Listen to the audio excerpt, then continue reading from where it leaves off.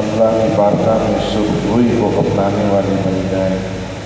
میرے محترم دوستوں، ان تمام حالات اور معاملات کے ساتھ جہاں پر میرے اور آپ کے سامنے آسمان سے خوشگواری کے آثار ظاہر ہو رہے ہیں، جہاں میرے اور آپ کے سامنے برستے بادل اللہ کی رحمت کی خبر دے رہے ہیں، وہاں پر زمین کی لہلہاتی کھیت، لہلہاتی سرسبز و شادابی میرے اور آپ کے دلوں کو جیتنے کے لیے، میری اور آپ کی آنکھوں کو ٹھنڈک پہنچانے کے لیے اللہ رب العزت کا شکر گزار بندہ بنانے کے ساتھ ساتھ حضور صلی اللہ علیہ وسلم کا سچا امتی بنانے کا بھی مطالبہ کر رہے ہیں۔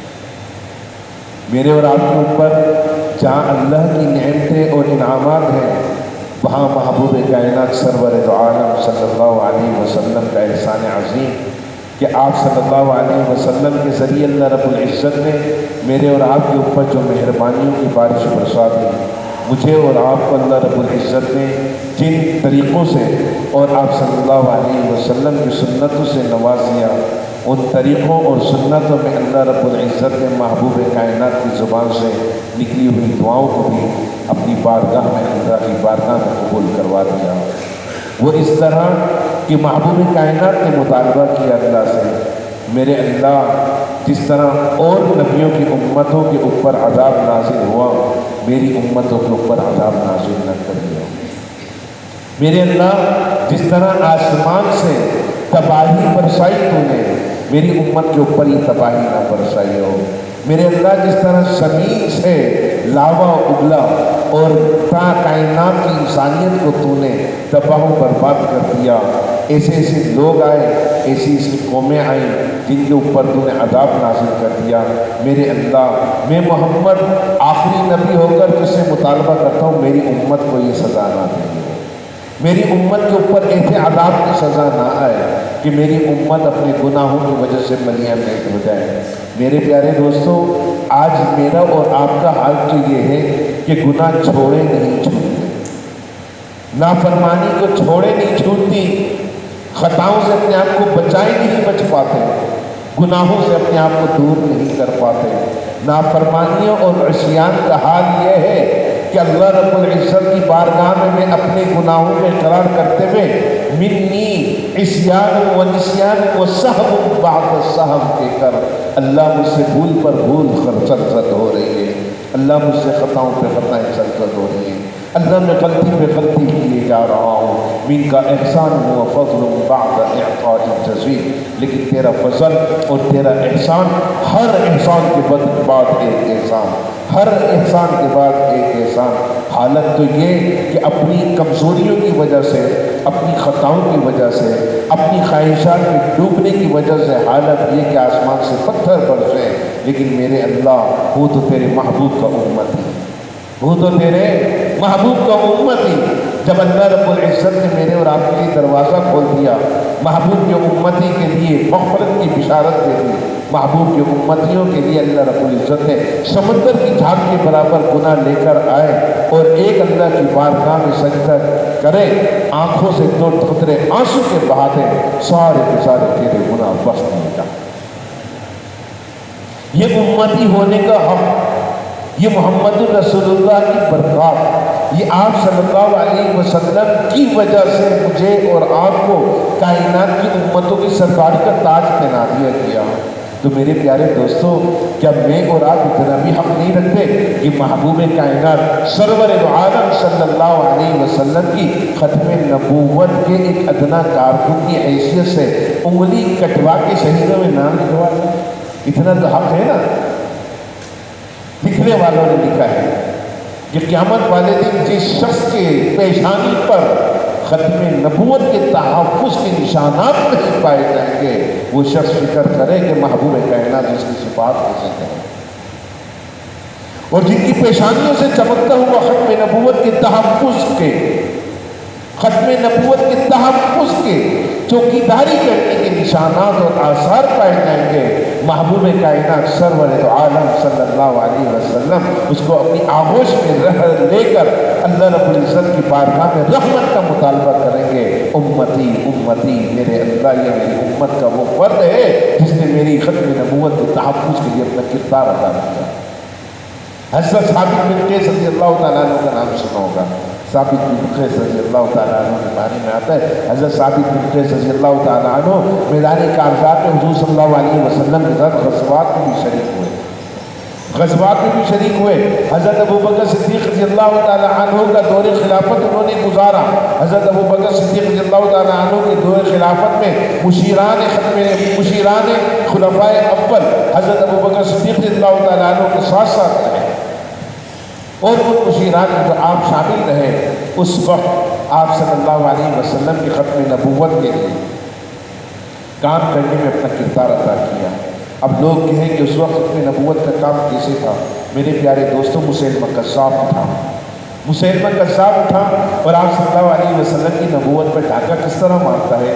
کہتا ہے محمد کو تم بھی نبی مانتے ہو، محمد کو میں بھی نبی مانتا ہوں، محمد تمہارے بھی نبی ہے، محمد میرے بھی نبی ہے، لیکن میں تمہارے سامنے یہ بات پیش کروں کہ مجھے بھی نبوت ملی ہے. کوئی تسلیم کرے گا اس بات کو؟ اور وہ اپنے کارندوں کو کھڑے کر کے اپنی گماشتوں کو اپنے ساتھ لے کر اس بات کا دعوے دار بن کر سامنے آتا ہے کہ جس طرح محمد کو نبوت ملی اس طرح مجھے بھی نبوت ملی ہے. آپ رضی اللہ تعالیٰ عنہ یعنی حضرت ابوبکر صدیق رضی اللہ تعالیٰ عنہ انہوں نے صحابہ کرام سے مشاورت کی، اور مشاورت کرنے کے بعد حکم صادر فرمایا کہ مسیلمہ کذاب کو قتل کرنا، مرتد ہے. آپ صلی اللہ علیہ وسلم کی نبوت کی موجودگی میں کوئی نبوت کا دعویٰ کرے، آپ صلی اللہ علیہ وسلم نے فرمایا انا وساعہ، میں اور قیامت میں کتنا فرق ہے؟ فرمایا کہا نہیں، جیسے ان دو انگلیوں میں فرق ہے. ان دو انگلیوں میں فرق ہے. کتنا فرق ہے؟ میں مجھ میں اور قیامت میں اتنا فرق باقی رہ گیا. اب ان دونوں انگلیوں کے درمیان میں کوئی تیسری انگلی نظر آ رہی ہے؟ کوئی تیسری چیز نظر آئی؟ نہیں آئی. تو مجھ محمد کی نبوت میں اور قیامت میں بس اتنا فرق رہ گیا، اب کوئی تیسرا آنے والا نہیں ہے. تو میرے دوستوں، جب اتنی بات مجھے اور آپ کو پتہ چل گئی، جب آپ صلی اللہ علیہ وسلم کا اتنا معاملہ مجھے اور آپ کو مل گیا، تو بتائیے کیا میں اور آپ صلی اللہ علیہ وسلم کی ختم نبوت کی موجودگی میں کسی اور نبی کی بات کر سکتے ہیں؟ کسی اور نبی کی نبوت تسلیم کر سکتے ہیں؟ قرآن مجید کی موجودگی میں کسی اور شریعت یا احکامات کی بات کی جا سکتی ہے؟ آج تنسیخ قرآن کے معاملات کو اتنا فروغ دیا جائے، محبوب کائنات سرور دو عالم صلی اللہ علیہ وسلم کی ختم نبوت کے پیچھے ہاتھ دھو کے پڑ جانا، اور پھر میرے اور آپ کے سامنے مبارک ثانی جیسا بندہ اٹھ کھڑا ہو اور ہمارے اسلامی جمہوریہ پاکستان میں اپنے قرآن مجید کے نسخوں کو، تنسیخ شدہ نسخوں کو تقسیم کرا کر اس میں اپنی طرف سے تفسیر کریں اور اس میں اپنے غلام احمد قادیانی کی نبوت کے ثبوت پیش کرتا ہے. حضور صلی اللہ علیہ وسلم کی نبوت کے بعد کیا کسی نبی کی ضرورت ہے؟ قرآن مجید کی موجودگی کے بعد میرے دوستوں ایک آیت پڑھتا ہوں، خود سمجھ آئے گی. اِنَّا نَحْنُ نَزَّلْنَا الذِّكْرَ وَإِنَّا لَهُ لَحَافِظُونَ. اس قرآن کو ہم نے نصیحت کے طور پر اتارا ہے، اس قرآن کو ہم نے نصیحت آموز مواد کے ساتھ اتارا ہے. اس قرآن کو اللہ نے نصیحت آموز سلسلے کے لیے، امت مسلمہ کے لیے، امت محمدیہ کے لیے منتخب کر کے آخری شریعت بنا کر میرے اور آپ کے لیے نافذ کر دیا. اور یہ بات جب واضح ہو گئی کہ تمام شریعتوں کی سرداری کا تاج رکھا گیا، تو اللہ پاک نے اس بات کو واضح کر دیا یہ وہ شریعت ہے جس کو ساری شریعتوں کی سرداری کا حق حاصل ہے. تو اس کی حفاظت کس کے ذمے ہے؟ ہمارے ذمے. یعنی اللہ نے اپنے ذمے لے لی، اللہ نے اپنے ذمے لے لی، اس کی حفاظت اللہ نے فرمایا ہمارے ذمے. تو میرے دوستوں ایک بات یاد رکھیے گا، محبوب کائنات کی نبوت کی حفاظت اللہ کے ذمے ہے، میرے اور آپ کے ذمے نہیں ہے. لیکن کیا کریں؟ مجھے اور آپ کو اپنی خبر بھی تو اچھی کرنی ہے، اپنی آخرت بھی اچھی کرنی نہیں کرنی، اپنے معاملات آگے کے سنوارنے نہیں سنوارنے. جب میرے کو اور آپ کو قبر میں ڈالا جائے گا تو قبر میں جو 3 سوال ہوتے ہیں، ان 3 سوالوں میں سب سے پہلے محبوب کائنات سرور دو عالم صلی اللہ علیہ وسلم کا چہرہ مبارک سامنے لایا جائے گا. ماں دینوں کا، تیرا دین کیا ہے؟ میرے دوستو یاد رکھیے گا، میرے اللہ کا حکم ہے اِلَّا الَّذِينَ آمَنُوا وَعَمِلُوا الصَّالِحَاتِ لَهُمْ أَجْرٌ غَيْرُ مَمْنُونٍ. صرف ایمان لانا ہی کافی نہیں ہے، ایمان لانے کے بعد ثبوت دینا ہے اپنے کردار کا، ایمان لانے کے بعد ثبوت دینا ہے اپنے اعمال کا، ایمان لانے کے بعد ثبوت دینا ہے محبت کا۔ ایک آدمی دوسرے آدمی سے ملاقات کرے، سلام دعا کرے اور وہ کہے کہ میرے دل میں آپ کے لیے بہت محبت ہے، تو دوستو محبت کا ثبوت تو مانگتا ہے نا، اس کی رسپیکٹ کی جاتی ہے، احترام کر کے ثبوت دیا جاتا ہے، اس کی عزت کی جاتی ہے، اس کو سر آنکھوں پہ بٹھایا جاتا ہے، اس کے لیے کھڑا ہوا جاتا ہے۔ جب ایک آدمی کی عزت میں کر رہا ہوں تو اس کا احترام میرے اوپر لازم ہے، ثبوت تو دینا ہے، یا بغیر ثبوت کے چلتا رہوں گا؟ جب ایمان لائے تو ثبوت دینا ہے۔ کس بات کا ثبوت دینا ہے؟ سب سے پہلا ثبوت ان کنتم تحبون اللہ، بات محبت سے شروع ہوتی ہے۔ اسلام اور دین کی بات کس سے شروع ہوتی ہے؟ محبت سے شروع ہوتی ہے۔ تم اپنی محبت کا ثبوت دو گے۔ ہاں، اگر تم چاہتے ہو اللہ تم سے محبت کرے تو اللہ نے شرط تمہارے اوپر عائد کر دی کہ تم میرے محبوب کے بتائے ہوئے طریقے کے مطابق، اس کی چاہت کے مطابق اپنی زندگی بسر کرنا شروع کر دو۔ قُلْ إِن كُنتُمْ تُحِبُّونَ اللَّهَ فَاتَّبِعُونِي، یہ تھوڑی کہا کہ تم اگر چاہتے ہو کہ اللہ تم سے محبت کرے تو تم بھی میرے محبوب سے محبت کرو۔ صرف اتنا نہیں کہا، آمنو کہہ کر یہ نہیں کہا کہ ایمان لانا کافی ہوگا، عاملوا الصالحات کی قید لگا کر تمہیں بشارت سنائی گئی، لہم اجر غیر ممنون، ان لوگوں کے واسطے اللہ رب العزت کی طرف سے لا محدود اجر ہے، جس اجر کی کوئی حد نہیں ہے۔ تمہیں محبت کا ثبوت دینا ہے، بس بولتے رہے محبت محبت محبت نہیں، فاتبعونی، مجھ محمد کی اتباع تمہارے اوپر لازم ہے۔ یحببکم اللہ، پھر دیکھنا کہ اللہ تم سے محبت کرے گا۔ تم محمد سے محبت کا ثبوت دو گے، اللہ تم سے محبت کرے گا۔ تم محمد سے محبت کا ثبوت دو گے، تمہارے اعمال سامنے آئیں گے، تمہارے اعمال اچھے ہوں گے، تمہاری دنیا کے ساتھ ساتھ تمہاری قبر بھی سنورے گی، آخرت بھی سنورے گی۔ محمد رسول اللہ کی نبوت کی حفاظت بھی اللہ ہی کر رہا ہے، لیکن اللہ رب العزت نے بندہ مومن کو اس چیز کے لیے قبول کر لیا ہے کہ تو حضور کی ختم نبوت کا پہرے دار بن جا، پہرے دار بن جا۔ قیامت کے دن جن کے چہروں پر ختم نبوت کے تحفظ کے آثار نہیں ہوں گے، نشانات نہیں ہوں گے، فرمایا وہ اپنی آخرت کی فکر کریں کہ محمد رسول اللہ کی شفاعت کیسے نصیب ہوگی۔ میرے دوستو، آج قرآن مجید کی آیتوں کا کوئی شخص چلہ لگا کر آئے، 4 مہینے لگا کر آئے یا سال لگا کر تبلیغ میں آ جائے اور عالم مولوی نہ ہو، لوگ کہتے ہیں نا علماء کی ضرورت نہیں، مولوی کی ضرورت نہیں۔ میرے دوستو یاد رکھیے گا، ہر جگہ مولوی کی ضرورت پڑے گی، ہر جگہ مولوی کی ضرورت پڑے گی۔ اللہ رب العزت کے محبوب نبی نے اپنے امتیوں کو نہیں کہا کہ میرے وارث ہیں، اپنے امتیوں کو نہیں کہا کہ میرے وارث ہیں، کس کو کہا؟ العلماء ورثۃ الانبیاء۔ لاکھ علماء کے متعلق بری سوچ رکھیں، لاکھ سب کچھ کریں، لیکن یہ یاد رکھیے گا یہ علماء در حقیقت ہیں نبی کے علم کے وارث، نبی کے علم کے وارث ہیں۔ نبی کے علم کے وارث ہونے کا حق کیا ادا کر رہے ہیں کہ آج بھی جب مسند حدیث پر بیٹھا جاتا ہے تو بتایا جاتا ہے آج تمہارا استاد مفتی عطا الرحمان تم کو حدیث پڑھا رہے ہیں۔ مفتی عطا الرحمان نے اپنے استاد شیخ الحدیث عبدالحمید سے حدیث پڑھی، عبدالحمید نے اپنے استاد فلاں حدیث فلاں سے حدیث پڑھی، اور یہ سلسلہ تو صحابہ سے چلتے چلتے صحابہ کرام تک جا کے پہنچتا ہے۔ اور امام بخاری جب صحابہ کا تذکرہ کرتے ہیں تو صحابہ کرام وہ آتے ہیں کہ جنہوں نے بذات خود حضور کی زبان مبارک سے سنا ہو۔ میرے دوستوں لاکھ کچھ کہہ لیں، آج تک اگر 1400 سال گزر گئے ممبر رسول کا تحفظ اگر ہو رہا ہے یہ علماء کی وجہ سے ہو رہا ہے۔ آج تک مصلی رسول کا تحفظ بھی علماء کرام کر رہے ہیں۔ یہ علماء کرام کو اللہ تعالیٰ نے حق دیا ہے، اور یہ حق اللہ رب العزت نے محبوب نبی کی زبان مبارک سے نکلا۔ کیا نکلا؟ کہ میرے وارث یہی علماء کرام ہیں کہ جنہوں نے میرے علم کی حفاظت میرے علم کے ساتھ اپنے لوگوں تک پہنچانے کا ذریعہ اللہ رب العزت نے ان کو قبول فرمایا، اور یہ قیامت تک چلتے رہیں گے، اور جب تک یہ چلتے رہیں گے ختم نبوت کے اوپر آنچ نہیں آنے دیں گے۔ آج ہم لوگوں کو کیا پتہ چلے کہ ختم نبوت کیا ہے؟ آج کیا پتہ چلے آپ کو جسٹس فائد عیسیٰ نے کیا ریمارکس دے دیے؟ بھائی کیا بات کس کو کیا پتہ ہے؟ بعض دفعہ مجھے بھی نہیں پتہ ہوتا، میں بھی جب تک اپنے علماء کرام کے ساتھ نہیں بیٹھتا مجھے پتہ نہیں چلتا۔ ابھی حضرات علماء کرام آئے ہوئے تھے، ان کے ساتھ بیٹھے، مشاورت ہوئی، ان کے ساتھ باتیں سنی تو جسٹس فائز ہے کہ اس کو سند کے لیے میں تو نہیں کیا تھا، عدالت میں فیصلہ دے رہے ہیں۔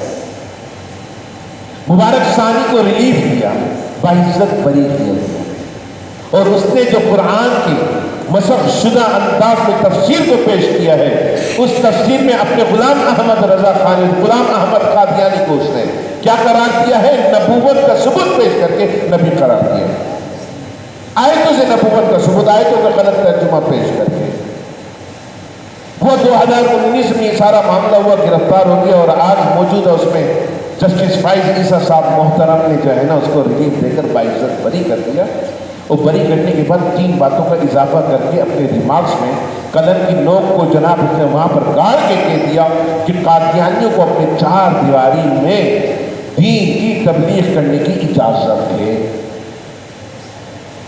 جو اس نے قرآن کی تفسیر پیش کی ہے مبارک ثانی نے، وہ اپنی 4 دیواری میں اپنے لوگوں کو تعلیم بھی دے سکتا ہے، اور اپنی مساجد میں اذانیں اور یہ سارے معاملات بھی کر سکتے ہیں۔ بھائی ہمارا کسی کے ساتھ کوئی جھگڑا نہیں ہے، ہم تو جھگڑ بھی نہیں سکتے، سوسائٹی والے سب جانتے ہیں، مفتی صاحب کسی کے ساتھ جھگڑا نہیں کر سکتے، ارشد بھائی کبھی کسی کے ساتھ جھگڑا ہو سکتا ہے میرا؟ میں تو ویسے ہی کمزور آدمی ہوں، کسی کے ساتھ جھگڑا ہی نہیں کر سکتا۔ کوئی کچھ بھی کہتا رہے، کسی کی طرف سے کوئی بھی معاملہ ہے، یار اللہ اس کو ہدایت دے، میں کہاں لڑ سکتا ہوں بھائی؟ میں تو صفائی بھی پیش نہیں کر سکتا، میں کیا ان لوگوں سے لڑوں گا؟ میرے محترم دوستو، لڑائی کسی بات کے لیے، مسئلہ یہ ہے کہ میرے اور آپ کے دین اسلام پر، میرے اور آپ کے محبوب کائنات سرور دو عالم صلی اللہ علیہ وسلم کی نبوت پر جب کوئی ڈاکہ مارے، جب کوئی دعوے دار کھڑا ہو تو پھر تو فرض بنتا ہے نا، اتنی تو غیرت رکھتے ہیں کہ گھر پر آ کر کوئی آنچ ڈالے تو پھر تحفظ تو کر سکتے ہیں نا، پھر دفاع کرنے کا تو حق ہے کہ نہیں ہے؟ حق ہے نا، اتنا تو حق ہے نا کہ کوئی گھر میں گھس گیا تو اب دفاع تو کیا جائے، عزت پر آنچ آ رہی ہے۔ میرے پیارے دوستو، حضور صلی اللہ علیہ وسلم کی نبوت موجود، آپ صلی اللہ علیہ وسلم کی لائی ہوئی شریعت موجود، آپ صلی اللہ علیہ وسلم کی لائی ہوئی شریعت کے ساتھ ساتھ احکامات اور سارے معاملات میرے اور آپ کے سامنے موجود، اب ان کی موجودگی میں اور آپ قرآن کی تفسیر کوئی غلط کر کے پیش کرے تو دوستو کیا بتائیں، جو آیتیں حضور کے لیے نازل ہوئی ہیں ان آیتوں کو میں اور آپ کسی اور کے لیے پڑھ کر کہیں کہ اس کا ثبوت ہے تو تسلیم کیا جائے گا؟ نہیں کیا جائے گا۔ میرے دوستو، جب میرا اور آپ کے اسلامی جمہوریہ پاکستان ہمارے آباء و اجداد نے اسلام کے نام پر، کلمے کے نام پر حاصل کیا، اسلام کے نام پر، کلمے کے نام پر حاصل کیا، وہ کلمے کے نام پر حاصل کرنے کا مقصد کیا تھا؟ لا الہ الا اللہ، یہاں پہ کسی اور معبود کی حکمرانی نہیں چلنے دیں، کسی اور معبود کی معبودیت کو ایکسپٹ نہیں کیا جائے گا۔ اسی طرح محمد الرسول اللہ، قوانین کا لباس صرف محمد کی شریعت کا ہوگا، کسی اور کا نہیں ہوگا، اس لیے ہوا تھا نا یہ کلمے کے نام پر حاصل۔ تو میرے دوستو، اب یہاں پر میں بولوں، یہاں پر میرے اور آپ کی عدالتیں اس بات کا فیصلہ دے دیں کہ بھائی مسلمانوں کے ملک میں دوسرے بھی مسلمان نام کے لوگ آئے ہیں، اور وہ دوسرے لوگ مسلمانیت کا نام لے کر، مومن کہہ کر اپنے آپ کو تمام مسلمانوں کو کافر قرار دے رہے ہیں، تمام مسلمانوں کو کافر قرار دے رہے ہیں۔ کس بات پہ کافر قرار دے رہے ہیں؟ کہ مرزا غلام احمد قادیانی کو نبی نہیں مانتے۔ بھائی نبی اس کو ماننے کے لیے کس نے کہا ہے کہ اس کو نبی مانا جائے؟ جب ایک نبی کی نبوت موجود ہے تو پھر دوسرے کی کیوں نبوت کو مانا جائے؟ اس کی مثال آپ کے سامنے پیچھے جتنے قومیں آ رہی ہیں، جتنے انبیاء علیہ السلام گزرے، ہم نے کسی نبی کا انکار؟ آمن الرسول بما انزل الیہ وما انزل من قبلہ، آپ سے پہلے جتنے بھی نبی آئے، جو بھی سیدیں آئی، سب پر میرا اور آپ کا ایمان ہے کہ نہیں ہے؟ یہ تو نہیں کہا کہ آپ اپنے آمن الرسول من بعد، آپ کے بعد بھی جو ہے اس پر بھی ایمان کا ثبوت دو یا اس پر بھی ایمان رکھو، یہ تو نہیں کہا تھا قرآن نے۔ ان سے پہلے والوں کے اوپر ہمارا ایمان ہے، ان سب کے اوپر ہمارا ایمان ہے، لیکن ان سے پہلے والے جو یہود و نصارہ ہیں، یہودی کہتے ہیں ہم عیسائیوں کو تسلیم نہیں کرتے۔ کیوں نہیں کرتے؟ کہ ہم تو موسیٰ کی اس کو نبوت کو مانتے ہیں تو عیسیٰ کی نبوت کو کیسے مانیں؟ عیسائی کہتے ہیں ہم محمد رسول اللہ کو نہیں مانتے. کیوں نہیں مانتے؟ ہم تو عیسیٰ کو رسول مانتے ہیں. تو میرے دوستو، محمد الرسول اللہ جن کے سر پر ختم نبوت کا تاج رکھ دیا جائے، محمد الرسول اللہ جن کے سر پر اللہ رب العزت کی طرف سے تمام نبیوں کی ستاری کا تاج رکھ دیا جائے، محمد الرسول اللہ جن کے سر پر تمام رسولوں کی رسالت کا تاج رکھ دیا جائے، محمد الرسول اللہ کو جو شریعت دی جائے تمام شریعتوں کی ستاری کا تاج اس کو دے دیا جائے، اللہ رب العزت کی طرف سے محمد کی امت کو تمام کائنات کی نبیوں کی امتوں کی ستاری کا تاج پہنا کر مجھے اور آپ کو محمد الرسول اللہ کی ختم نبوت کا محافظ بنا دیا جائے، تو بتائیں کیا کوئی دعوے دار کھڑا ہو تو میں اور آپ خاموشی اختیار کر دیں؟ میں اور آپ ختم نبوت کے چوکیدار ہیں. کیا ہے؟ چوکیدار، پہرے دار.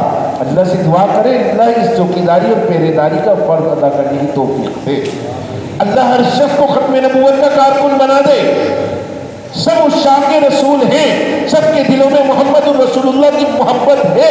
ثبوت دینے کے لیے ہر ایک کو ختم نبوت کا کارکن بن کر اس آواز کو بلند کرنا ہے کہ محمد الرسول اللہ کی رسالت، محمد الرسول اللہ کی نبوت، یہ آخری نبوت، آخری رسالت ہے. اب اس نبوت اور رسالت کی موجودگی میں کوئی دوسری نبوت کی ضرورت نہیں، کوئی دوسری رسول کی ضرورت نہیں، کوئی شریعت کی ضرورت نہیں. کوئی دعوے دار اٹھ کر کھڑا ہوگا. ثابت بن قیس کی بات مجھے یاد آ جائے گی، آج سب نے یاد رکھنی ہے. ثابت بن قیس رضی اللہ تعالیٰ عنہ فرماتے ہیں کہ میں بڑے بڑے جہادوں میں شریک ہو جاؤں، ان جہادوں میں زخم کھا لوں، ان جہادوں میں شہادت کے مرتبے پر فائز ہو جاؤں. شہداء کے بارے میں اللہ نے فرما دیا کہ شہید زندہ ہے، اس کو فضیلت ساری پیش کر دی جائے. لیکن خدا کی قسم ان ساری فضیلتوں سے زیادہ فضیلت میرے نزدیک یہ ہے کہ اگر میں محمد الرسول اللہ کی نبوت کے مقابلے میں کوئی دعوے دار نبی بن کر اپنے آپ کو نبی پیش کرنے کی کوشش کرے جیسے مسلمہ کذاب نے کیا، میں اس کے ساتھ جہاد کرنے کو سب سے زیادہ افضل قرار دیتا ہوں.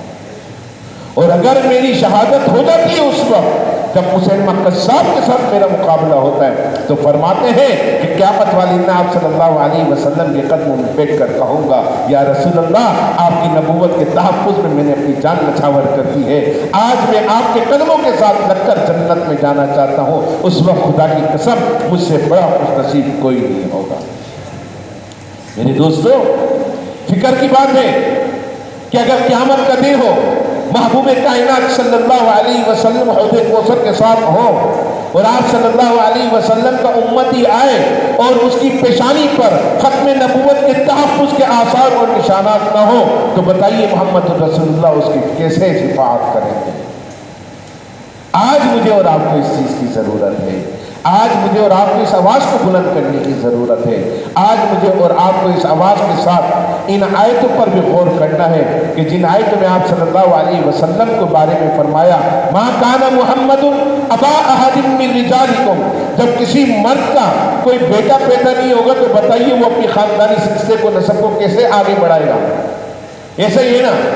تو فرمایا ہم نے محمد کو تم میں سے کسی مرد کا باپ نہیں بنایا. اور محمد کو اللہ رب العزت نے روحانی اولاد اس قدر عطا کر دی جو قیامت تک انشاءاللہ محمد کے ختم نبوت کا تحفظ کرتے رہے گی. میں اور آپ حضور صلی اللہ علیہ وسلم کے روحانی فرزندان ہیں. اللہ رب العزت کی طرف سے مجھے اور آپ کو یہ مقام حاصل ہے. میں اور آپ حضور صلی اللہ علیہ وسلم کے جہاں روحانی فرزند، وہاں آپ صلی اللہ علیہ وسلم کے عشاق میں بھی اپنے آپ کو شامل رکھتے ہیں. سب کو محبت ہے نا. جب محبت ہے نماز کیوں پڑھتے ہیں؟ اور محبت کا ثبوت دینے کے لیے. ایسا ہی ہے نا. ہم زکوٰۃ کیوں دیتے ہیں؟ محبت کا ثبوت دینے کے لیے. صدقات اور خیرات کیوں کرتے ہیں؟ محبت کا ثبوت دیتے ہیں. اللہ اس کے رسول کے فرمان کے مطابق ہم سب کچھ کرتے ہیں. یاد رکھیے گا اگر میرا اور آپ کا عقیدہ درست نہیں، بھائی ختم نبوت میرا اور آپ کا جہاں عقیدہ ہے وہاں عقیدت بھی ہے. اور یہ عقیدت ایسے ہی عقیدت نہیں ہے بلکہ یہ عقیدت سب کے سامنے اس کی حقیقت آشکارا ہوئی ہوئی ہے کہ آپ صلی اللہ علیہ وسلم سے جو عقیدت ہے یہی عقیدت مجھے اور آپ کو دنیا میں بھی کامیاب رکھتی ہے، قبر میں بھی کامیابی کا سامنا اور آخرت میں بھی سرخی نصیب کرتی ہے.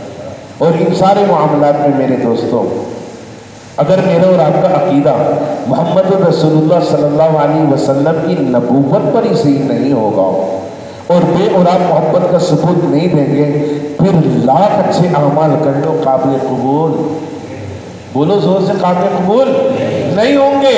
काबिल कबूल वही अमल है जो मोहम्मद रसूलुल्लाह से मोहब्बत के सबूत में की जाता है।